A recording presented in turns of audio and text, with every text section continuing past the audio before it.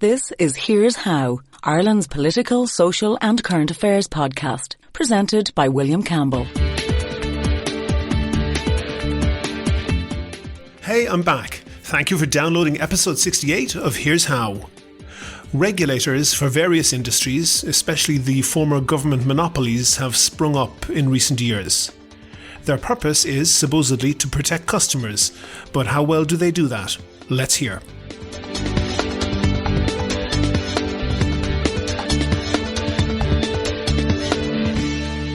Here's How is Ireland's political, social and current affairs podcast. Make your view heard. Just dial 076 603 5060 and tell the world what you're thinking. Your voicemail may be included in the next podcast. You can find tips on recording your contribution and other ways to contact the show at here'show.ie/call.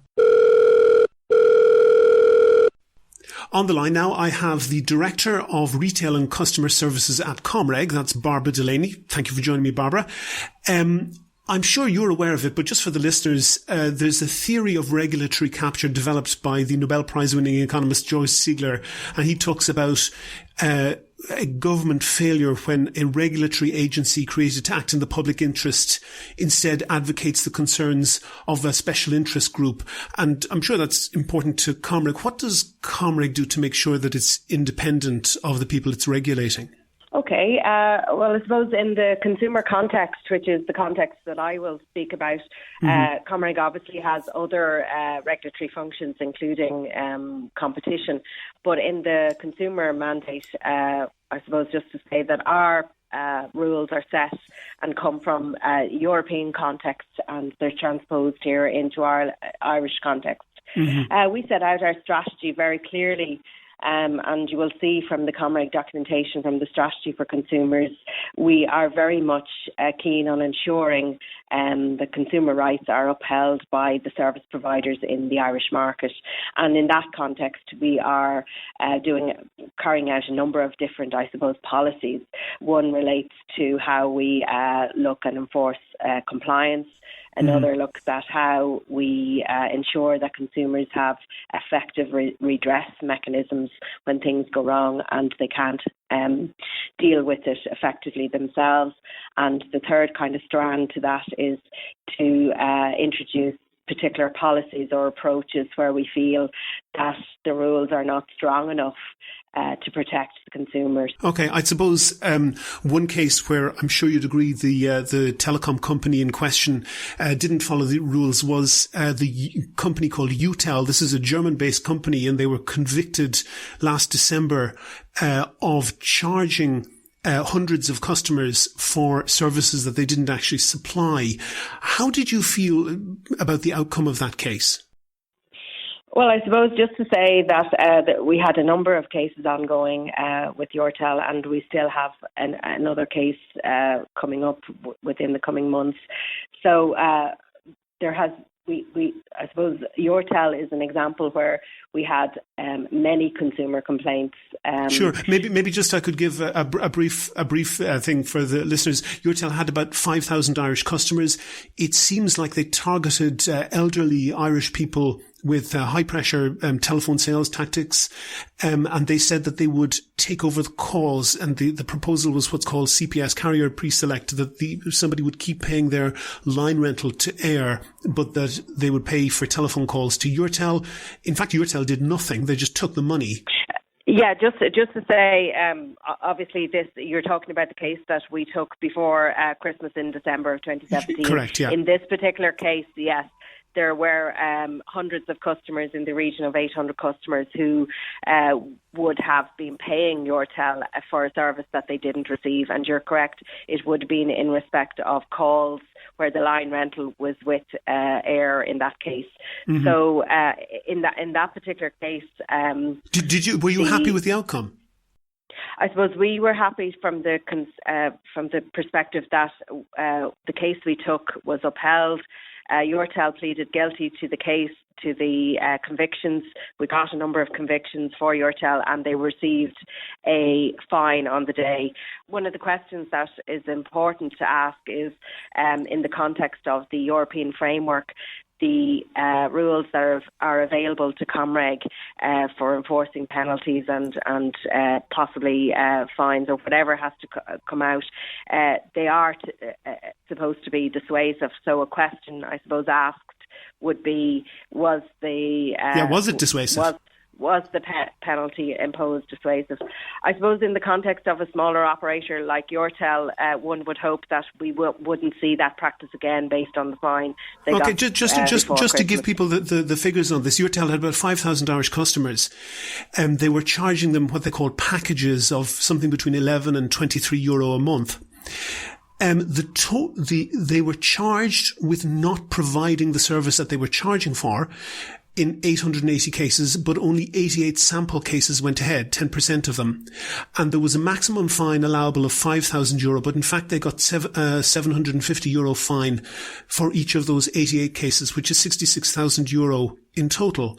But if you look at... That's correct. If you look at the revenue, just the customer numbers and what they were charging, that's about 1 month's revenue for Yourtel.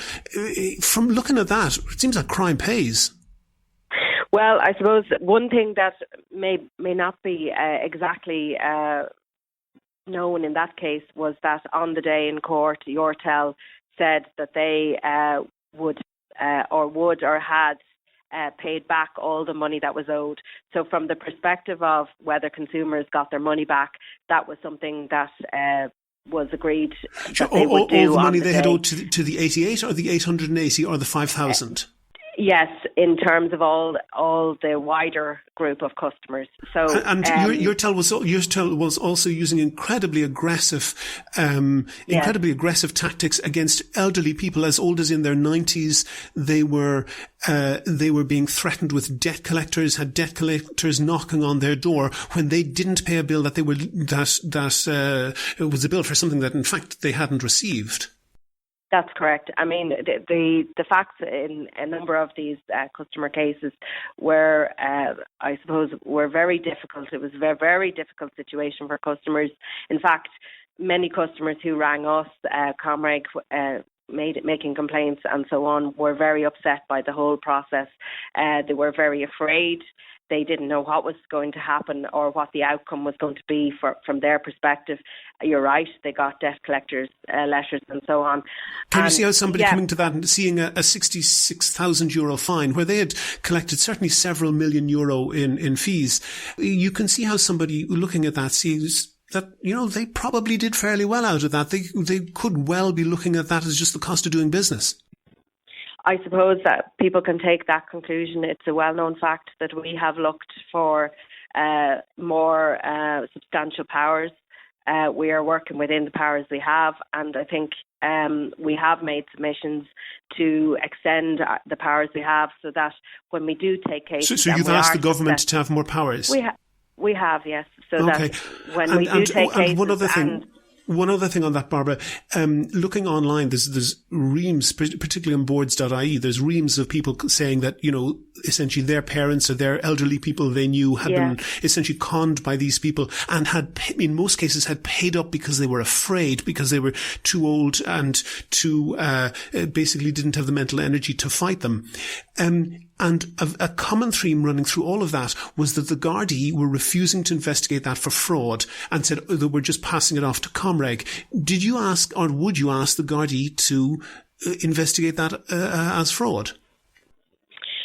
Just in terms of I suppose there's a number of different cases going on with Yourtel, so I understand there's a lot of different commentary and so on, but within the particular cases, in the respect of the case that we took a criminal prosecution, and that's what it amounted to, a criminal offence. We took that. I think the issue really is, given the scale of what went on, did the punishment fit the crime? And that is a question. And I suppose, as I've said to you, we feel that we certainly would benefit, and the consumers would benefit from Comreg having better powers in this space. Okay, I think that's an answer. To move on to another area, you are responsible for regulating or Comreg is for regulating premium rate numbers. And these are, I'll ask you, how do you define a premium rate number? Okay, so I suppose just in terms of premium rate, generally premium rate are numbers that start either a short code, commence a 5-digit short code starting with 58 or 59, or from a landline it's starting with 1580. Now, specifically, how do you define them? Do you mean in the range, or do you mean in the content? Or sorry, there's a difference in those numbers. So purely a premium rate service, and I'm not sure if this is what you're asking me about, but a premium rate service generally delivers some kind of content to the user as opposed to the customer ringing somebody else. So a premium rate service, for example, I might be ringing somebody up to vote on my favourite TV show that has a competition. That could be a premium rate service. I'm texting a reality TV show to keep somebody in that I want kept in. That's a premium rate service. I could be subscribing to updates on football and getting. I understand. No, I'm not looking for examples really. And just I'll read it out to you. The Wikipedia definition. I'll see if you agree with it. The Wikipedia definition is premium rate telephone numbers are telephone numbers for calls which certain services are provided and which prices are higher than normal. And unlike a normal call, part of the call charge is paid to the service provider, thus enabling businesses to be funded via the calls. Would you accept that definition?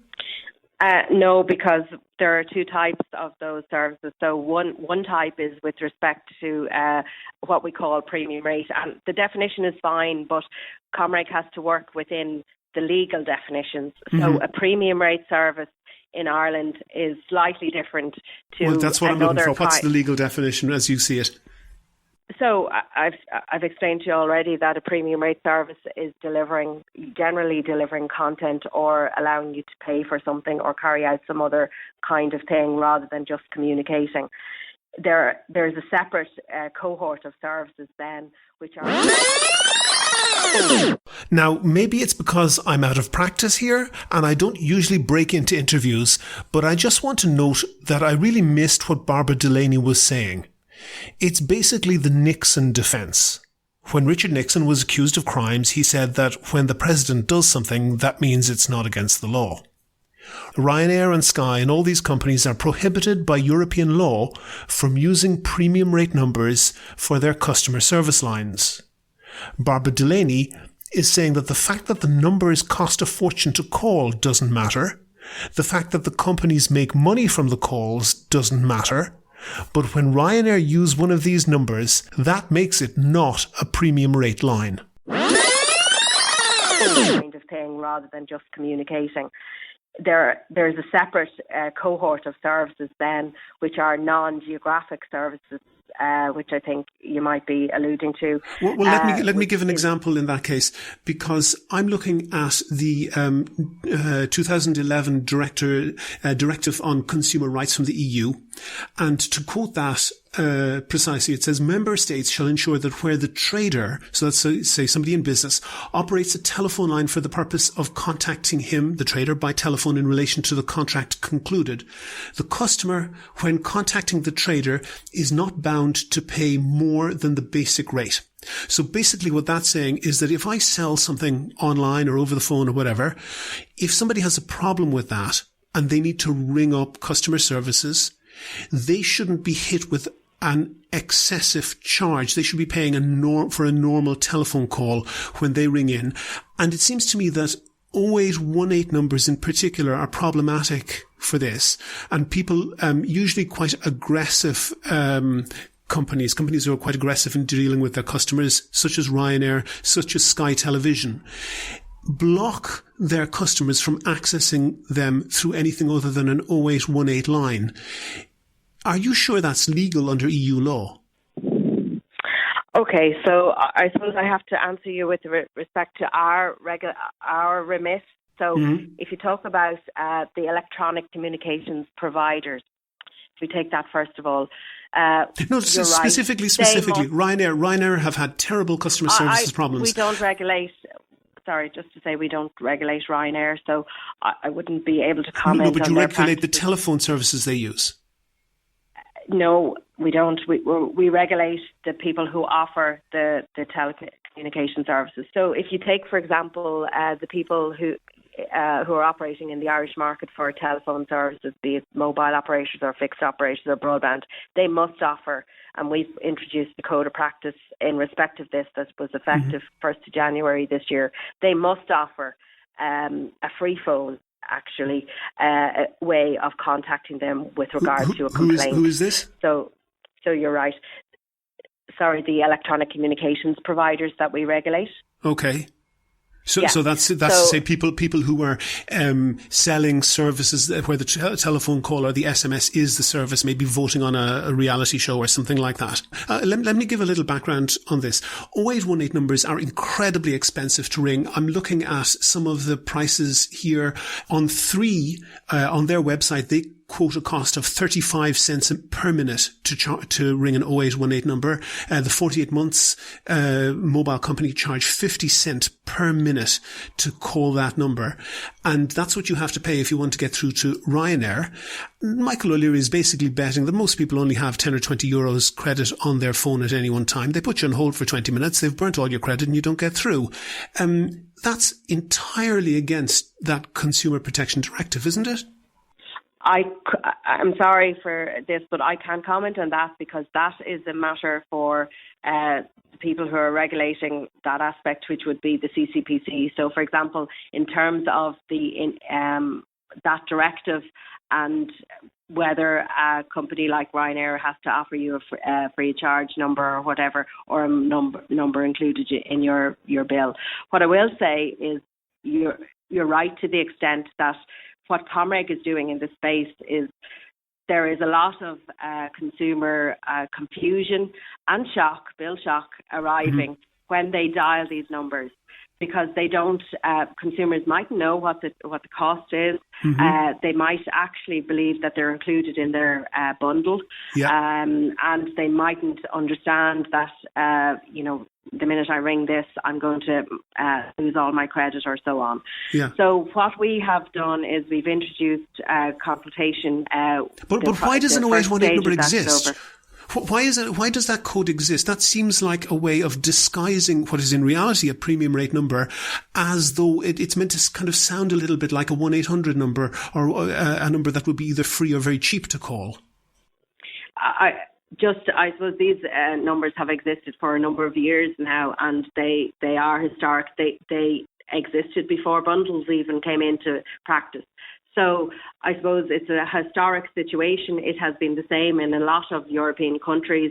The historic numbers 1850, 1890, shared cost, and so on.